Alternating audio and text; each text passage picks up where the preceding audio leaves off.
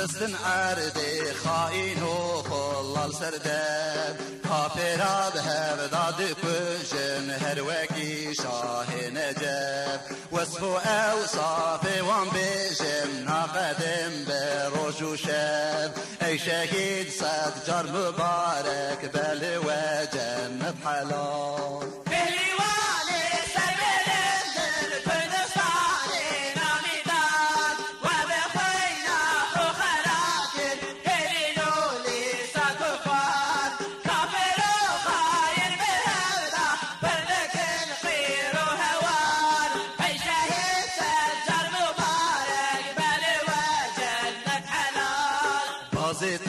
ایران شیر میدان جنگواری دین حق و به دربا خوش هفدا دل فلا کرد شق نیزه باب روژا اسلام نو بخونا و شبق ای شهید صد جار مبارک بل و جنت حلال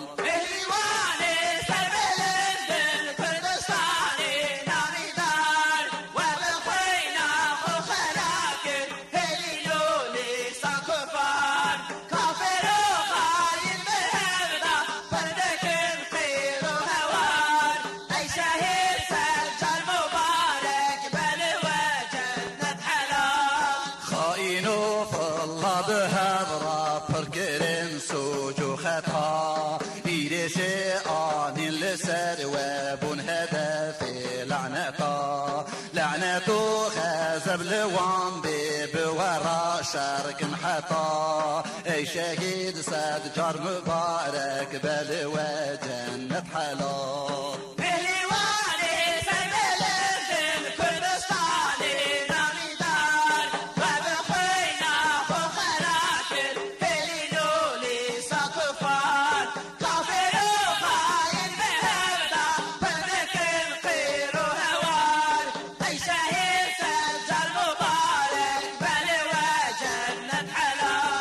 شاکرم بی صاب فرمان خطا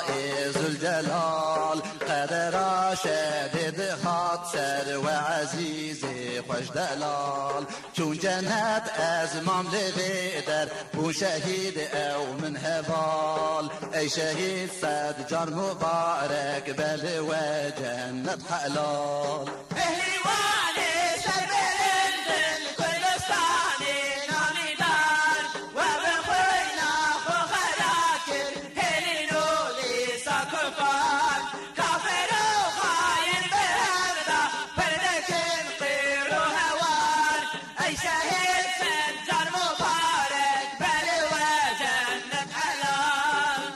بر درگاهت ای خالق هر عالمی حرمتا ناو شهیدات المبی کرمی به شهادت مسکین چشم دری بی غمی ای شهید صد جار مبارک بل و جنت حلال